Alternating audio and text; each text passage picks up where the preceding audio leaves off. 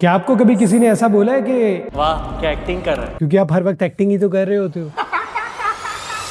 सच कहूँ ना तो हम सब एक्टिंग ही तो कर रहे हैं, बस कभी रियलाइज नहीं किया। हैव यू एवर नोटिस्ड कि हम सब की पर्सनैलिटीज अलग नहीं होती, बस ऑडियंस अलग होती है। एक कैरेक्टर घर वालों के लिए होता है, एक कैरेक्टर फ्रेंड सर्कल के लिए, एक कैरेक्टर सोशल मीडिया के लिए और एक कैरेक्टर उस शख्स के लिए जिसे हम खोने से डर। और इस सब में सबसे बड़ी प्रॉब्लम पता है क्या है? रोजाना इतने सारे कैरेक्टर स्विच करने के बाद हमें याद ही नहीं रहता कि असल वाला वर्जन कौन सा है भाई। समटाइम्स आई बिलीव कि लोग झूठ नहीं बोलते, पीपल डोंट लाई एक्चुअली, वो बस हर जगह डिफरेंट कैरेक्टर प्ले कर रहे होते। ऑफिस में प्रोफेशनल, सोबर, कॉर्पोरेट मजदूर का कैरेक्टर, घर में शरीफ, डिसेंट और रिस्पॉन्सिबल कैरेक्टर, सोशल मीडिया पे deep, intellectual, highly motivated character और रिलेशनशिप में loyal, sweet, world's best person का कैरेक्टर और अंदर से ब्लैंक, एम्प्टी, एकदम खाली, बिल्कुल खोखला। चलिए इसको जरा सिंप्लीफाई करते हैं। दरअसल रेस ना लाइक्स की है, चाहे रियल लाइफ हो या रील लाइफ। हम सबको दुनिया में सबसे ज्यादा लाइकेबल बनना है। हम सब लाइकेबल बनने के लिए इतनी कोशिश करते हैं कि slowly slowly it doesn't matter कि हु एम आई, मुझे क्या अच्छा लगता है, मुझे किससे फर्क पड़ता है। In the end of the day the only thing that matters is likes कितने हैं, कितने लोग मुझसे इंस्पायर हो रहे हैं, कितने लोग मुझसे दोस्ती करना चाहते हैं, कितने लोगों को मैं अच्छा लग रहा हूँ। These are the few things that matters to you only.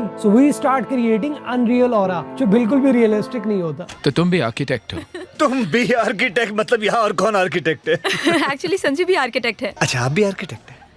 Nice, very nice. और उस ऑरे के चक्कर में हमें अपनी रियल आइडेंटिटी नाकाबिले बर्दाश्त लगती है, रियल होना एम्बैरेसिंग लगता है। इसलिए लोग कॉल कट होने के 5 मिनट बाद तक यही सोचते रहते हैं, यार मैं कोई चवल तो नहीं मारती, कहीं मैं ज्यादा ओवर स्मार्ट तो नहीं लग रहा था। अब ये सारी प्रॉब्लम्स पता है क्यों होती हैं? क्योंकि भैया कैरेक्टर सॉलिड था लेकिन ग्राउंड रियलिटी इज डिफरेंट। अरे भाई तुम वो हो ही नहीं एक्चुअली जो बनने की कोशिश करते रहते हो। क्योंकि हम कॉन्वर्सेशन नहीं करते, हम कम्युनिकेट नहीं करते, हम बस परफॉर्मेंस देते, हम परफॉर्म ही तो करते रहते। और रही सही कसर पूरी कर दी सोशल मीडिया ने, इसे मजीद स्केरी बना दी। हम अपने ही कैरेक्टर्स को लेके बहुत जजमेंटल हो गए। पिक्चर तो अच्छी आई है यार लेकिन थोड़ा सा मोटा आया हूँ मैं। अरे नहीं यार ये वाली प्रोफाइल ठीक नहीं आती, लेफ्ट साइड से पिक्चर क्लिक कर। इंस्टेंट रिप्लाई नहीं देना भाई, सामने वाला क्या सोचेगा, ये तवेला है। नेचुरल रिएक्शन नाम की चीज ही खत्म हो गई है। Everything feels like an illusion, सब कुछ कैलकुलेटेड है, सब कुछ स्क्रिप्टेड है। और फिर जब हम थोड़ा डिप्रेस फील करते हैं ना या थोड़े से लोनली होते हैं तो हम पहला सवाल खुद से पता है क्या करते हैं, हु एम आई, मैं हूँ कौन भाई। अरे भाई कैसे पता चलेगा कि कौन हो,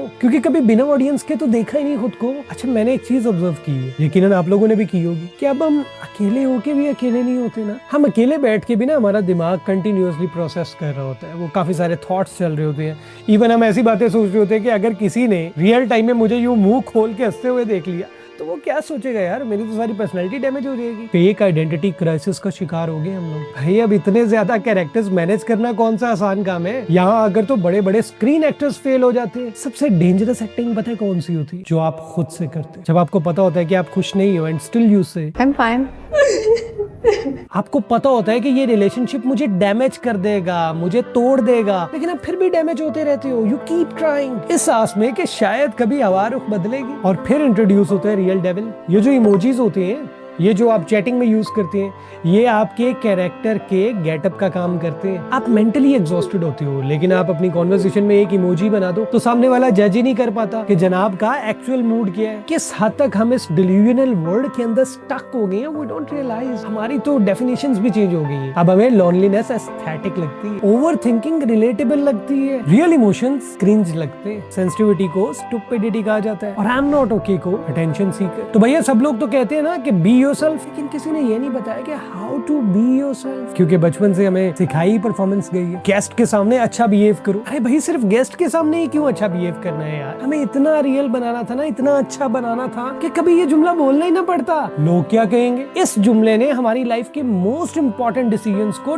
डब्बे में बंद करके रख दिया। लड़के रोते नहीं है, इस एक जुमले ने लड़कों की आधी से ज्यादा जिंदगी ट्रॉमेटाइज कर दी यार। वो एग्रेसिव होती है, रिएक्टिव होती है, स्टबर्न होते हैं क्योंकि वो रोते नहीं है ना। इतने पॉजिटिव इमोशंस दबा दिए कि सारे नेगेटिव इमोशंस फूट फूट के बाहर आ गए। लड़कियां ब्लंट नहीं होती, इस चक्कर में लड़कियों को इतना दबा दिया, इतना सप्रेस कर दिया कि जब ब्लंट होने की बारी आई ना तो वो फेंट हो गई। मतलब क्या फिल्मी जिंदगी है यार। लाइफ की हर स्टेज पे हमें एक नया स्क्रिप्ट दिया गया और साथ ही ब्रीफ भी दी गई कि भैया कैरेक्टर से आउट नहीं होना। फ्रॉम चाइल्डहुड टू एडल्टहुड हम इतने कैरेक्टर्स प्ले कर चुके हैं कि जो ओरिजिनल वाला कैरेक्टर है ना वो तो वैसे ही वैनिश हो गया। So that's the whole point. इसलिए आपको पता नहीं है कि आप हो कौन। जिंदगी की फिलॉसफी समझने से पहले ये जरूर समझ लेना कि तुम कौन हो, क्योंकि हम सब तो इसी चीज के पीछे भाग रहे हैं ना कि जिंदगी क्यों दी गई, जिंदगी का क्या मकसद है। लेकिन उससे भी पहले जरूरी ये है कि हम कौन है, हमारा क्या मकसद है। स्टॉप डूइंग कैरेक्टर्स यार। और पता है इस सब में सबसे ज्यादा एक्साइटिंग बात क्या है, हम सब में ज्यादा डिफरेंस नहीं है, तकरीबन मिलते जुलते कैरेक्टर्स ही हैं, same reaction, same caption, same opinions, same trends and even same dialogues. Individuality नाम की तो चीज ही खत्म हो गई है। कोई नॉन चैलेंट बना हुआ है तो कोई सिग्मा, कोई मिस्टीरियस तो कोई हीलर, जैसे कि मैं। ऐसा लगता है जैसे हमारे भी ना टेम्पलेट्स बन गए, कोई इंटेलेक्चुअलिज्म का टेम्पलेट यूज कर रहा है तो कोई